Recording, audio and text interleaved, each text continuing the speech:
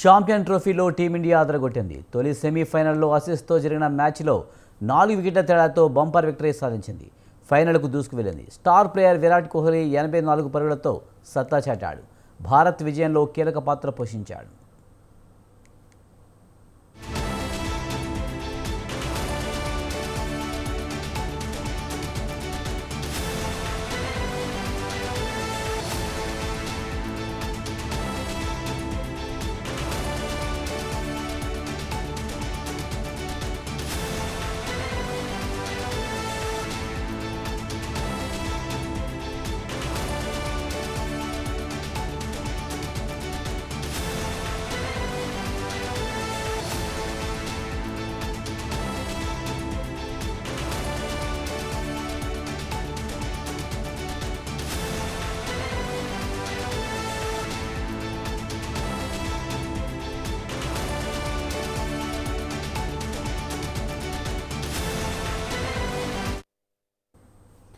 అంతకుముందు టాస్ గెలిచి బ్యాటింగ్ ఎంచుకున్న ఆస్ట్రేలియా 49.3 ఓవర్లలో 264 పరుగులకు ఆలౌట్ అయింది.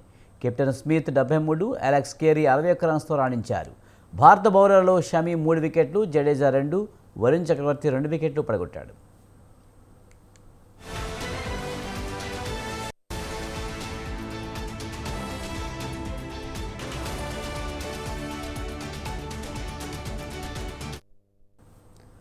ఆసీస్ వేసిన 265 పరుగుల లక్ష్యంతో బరిలోకి దిగిన భారత్ త్వరలోనే గిల్ వికెట్ కోల్పోయింది. ఆ తర్వాత వచ్చిన బ్యాట్స్మెన్లలో శ్రేయస్ అయ్యర్ 45 పరుగులతో రాణించాడు. రాహుల్ 42, పాండ్యా 28, రోహిత్ 28 రన్స్ చేశారు.